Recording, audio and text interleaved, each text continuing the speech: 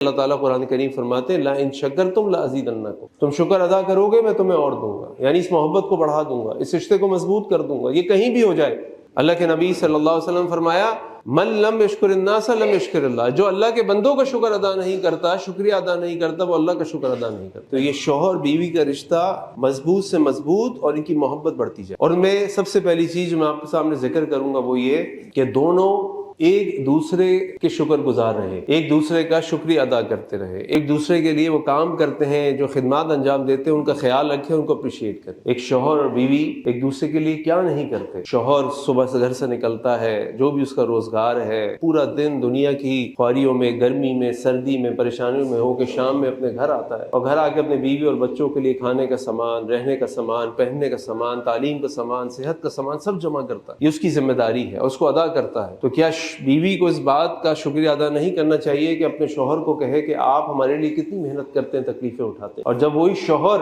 اپنے گھر واپس آتا ہے تو اس کا گھر صاف ستھرا ہوتا ہے، اس کے لیے کھانا تیار ہوتا ہے، اس کے لیے کپڑے بنے ہوتے ہیں، اس کے بچے اس کا انتظار کر رہے ہوتے ہیں، یہ سب اس کی بیوی اس کے لیے کرتی ہے۔ جن گھروں کے اندر یہ معاملات نہیں ہوتے ان کا عجیب حال ہوتا ہے۔ اس کے علاوہ کتنی ایسی چیزیں ہیں جو شوہر بیوی ایک دوسرے کے لیے صبح سے شام کرتے ہیں، اگر آپ سوچیں، اور اگر ہم ایک دوسرے کے شکر گزار ہیں، کیونکہ ہر انسان پسند کرتا ہے کہ اس کو اپریشیٹ کیا جائے، اس کا خیال رکھا جائے، کی تعریف کی جائے۔